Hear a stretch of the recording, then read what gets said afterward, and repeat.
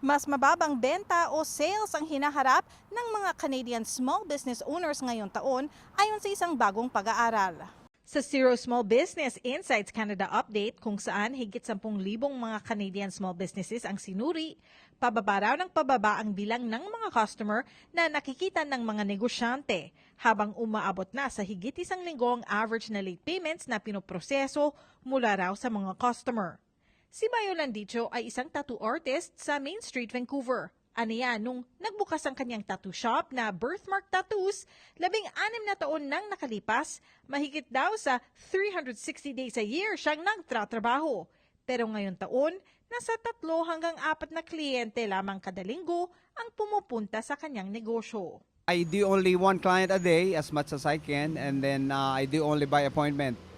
So I try to balance everything. Ito habang tumataas raw ang inflation at cost of living sa Metro Vancouver kada taon. It's kind of hard. Unang-una yung materials, everything is being shipped, and then yung prices of gas, yung transportation of products, and then sometimes may middleman.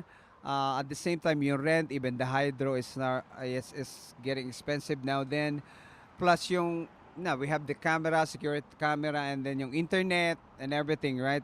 Napansin din daw ni Landicho, ilan pang mga small businesses ang nagsara kamakailan sa Main Street. Plus yung mga coffee shop, small coffee shop, artisan, at saka mga arts and crafts, at saka yung mga designer clothes, I would say, were not able to survive.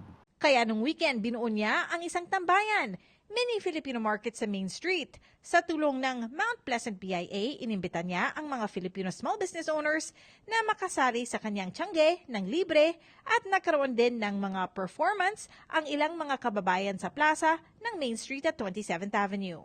For myself, especially as a business owner, yung first market mo yung ano muna yung neighborhood mo lahat ng mga tao na you bump into the street, you try to connect them and then make business with them. Kasi yan yung essence ng community. Napakahalaga raw ngayon ang business marketing at ang pagkikipagtulungan sa isa't isa. Lalo't mahirap na raw ang panahon para sa mga negosyante sa Canada. Plano ni Landicho na mag-organisa muli ng isa pang tambayan bago matapos ang summer. I'm just gonna check with some more interested performers tsaka small businesses owners. And then we'll put it up. At the same time, watch it for Facebook or Instagram. And you can always sign up. Get a booth for free. Dahil sa economic trends ngayon, ayon sa pag-aaral, inaasahan na tutuloy ang mga hamon ng small business owners sa Canada sa mga susunod na buwan.